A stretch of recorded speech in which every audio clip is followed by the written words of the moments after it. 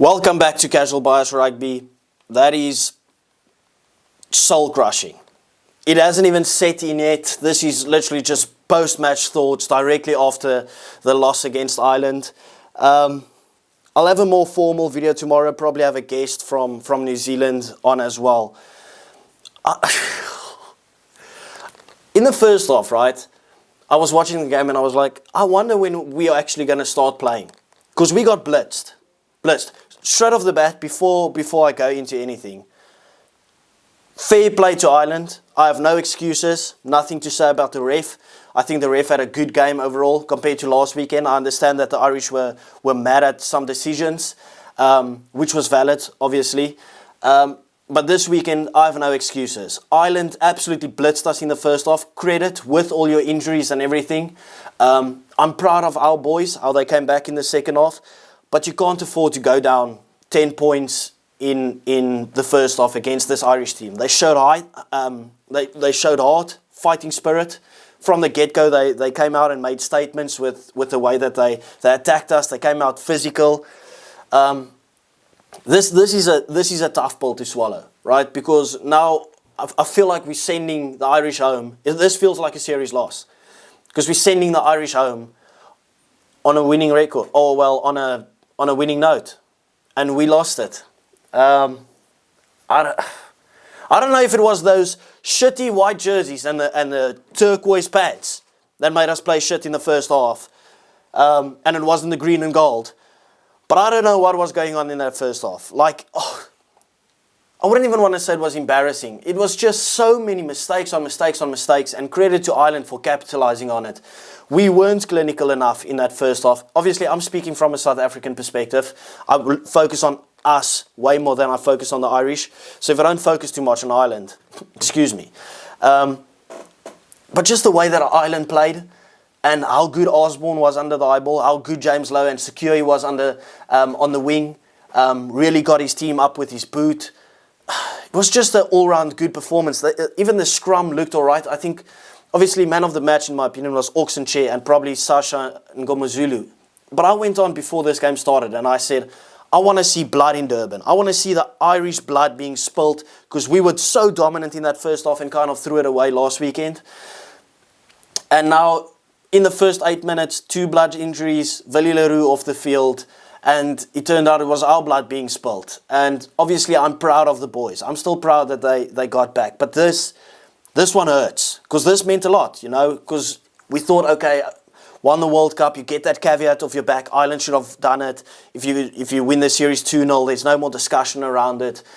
But now it's 1-1, and then obviously this actually intensifies the discussion, because now it's like, okay, well, Ireland just beat you in your country. So it is tough, and it is a tough pill to swallow. But I can't do anything else other than give Ireland credit. They stayed calm. They conceded a lot of points in the second half, but they managed to get points throughout in the second half still to keep them in the game, whether it was by a drop goal or by a penalty. It was good, and you have to commend Ireland for showing that fighting spirit all the way through. And now it's like, I thought Southern Hemisphere dominance, and now we are the team to lose.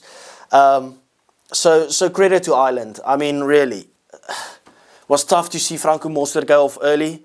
Ergie Snyman had a good game, but I wouldn't even want to say the injuries bit us in the arse, because it didn't. I just think throughout, Ireland was better. It's the first time ever that I see up and unders being defended by the wall of China. There were so many Irish defenders in the way. Like, it's not obstruction, don't get me wrong. But it's the first time I saw it, and it was so effective.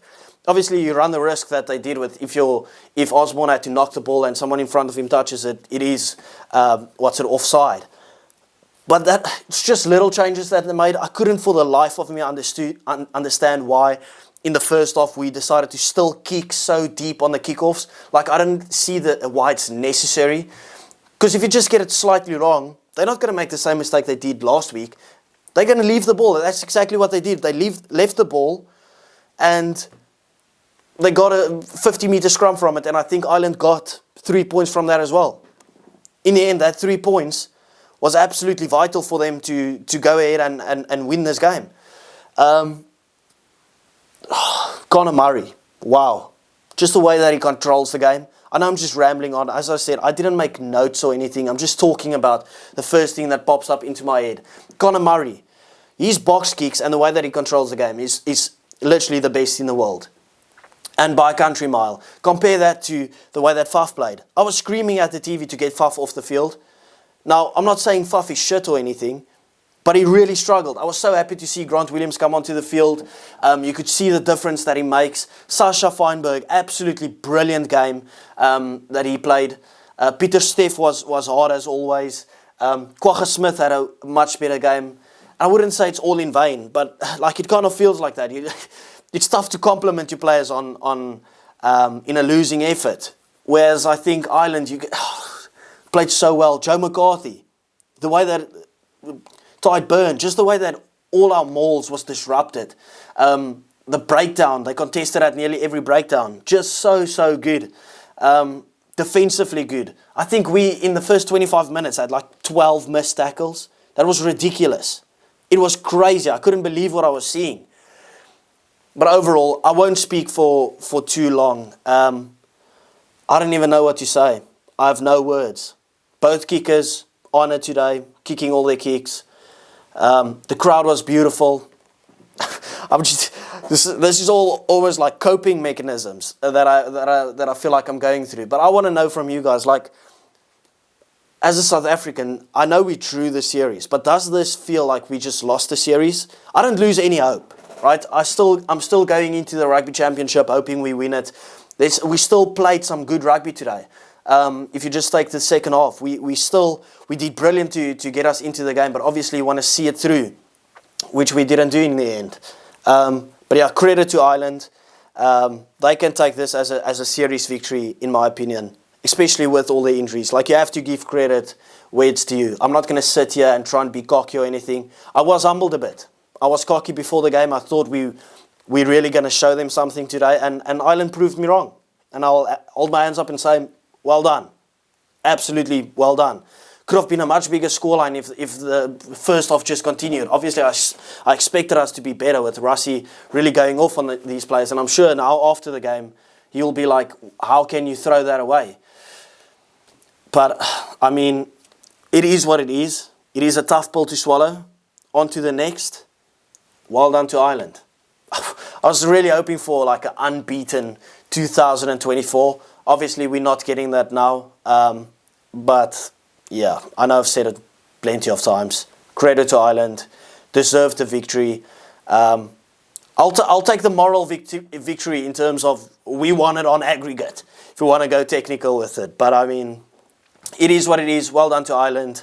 If you did like the video, please do remember to like and subscribe. I will see you guys tomorrow. Thank you.